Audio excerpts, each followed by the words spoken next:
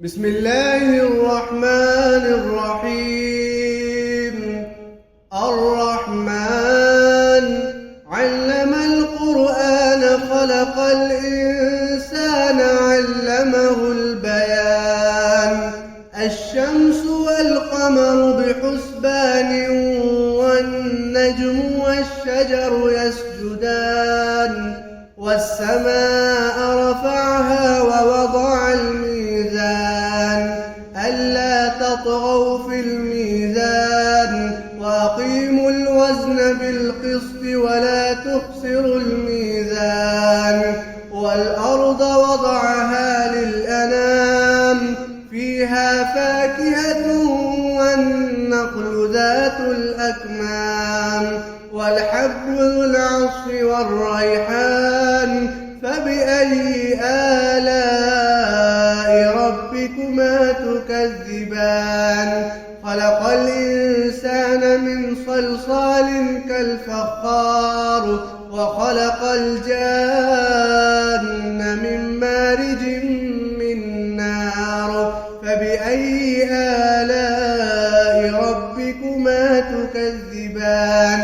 رب المشرقين ورب المغربين. فبأي آلاء ربكما تكذبان؟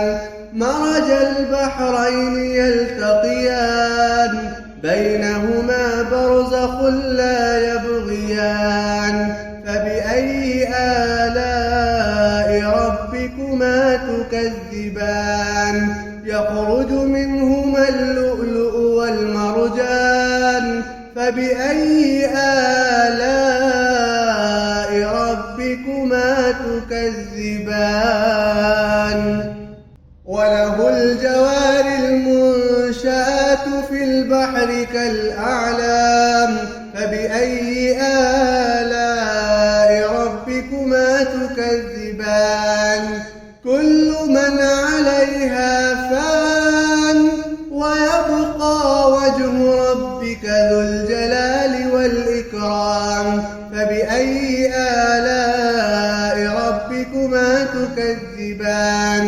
يسأله من في السماوات والأرض كل يوم هو في شأن. فبأي آلاء ربكما تكذبان؟ سنفرغ لكم أيها الثقلان.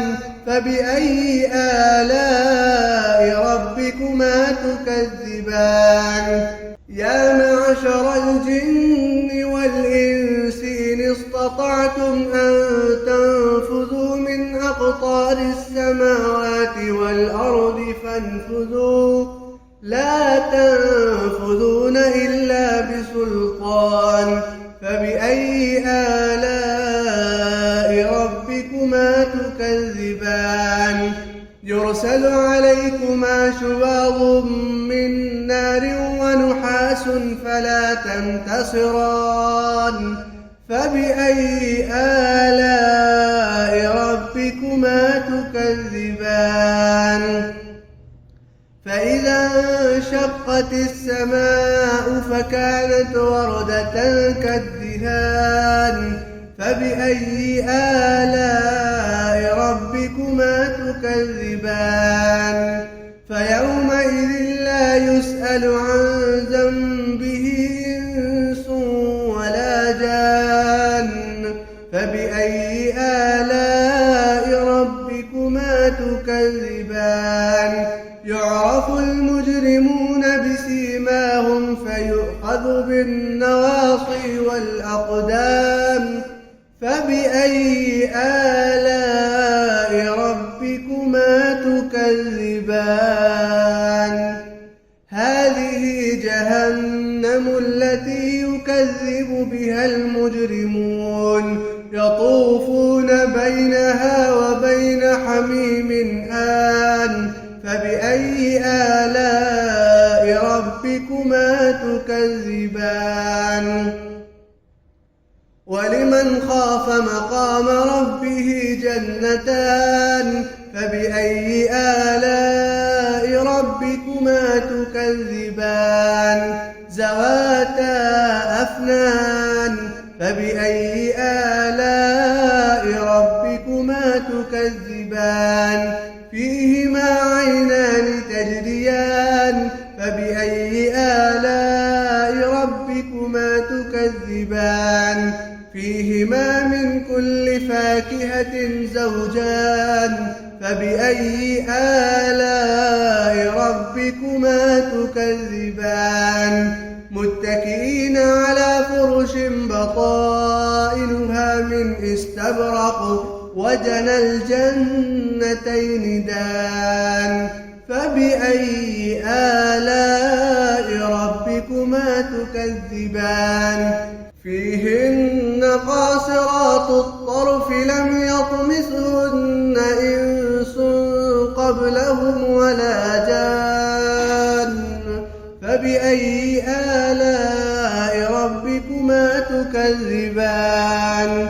كأنهن الياقوت والمرجان فبأي آلاء ربكما تكذبان هل جزاء الإحسان إلا الإحسان فبأي آلاء ربكما تكذبان ومن دونهما جنتان فبأي آلاء ربكما تكذبان مدهامتان فبأي آلاء ربكما تكذبان فيهما عينان نضاختان فبأي آلاء ربكما تكذبان فيهما فاكهة ونخل ورمان فبأي آلاء ربكما تكذبان فيهن خيرات حسان فبأي آلاء ربكما تكذبان حور مقصورات في الخيام فبأي آلاء ربكما تكذبان لم يطمثهن إنس قبلهم ولا جان فبأي آلاء ربكما تكذبان متكئين على رفرف خضر وعبقري حسان فبأي آلاء ربكما تكذبان تبارك اسم ربك ذي الجلال والإكرام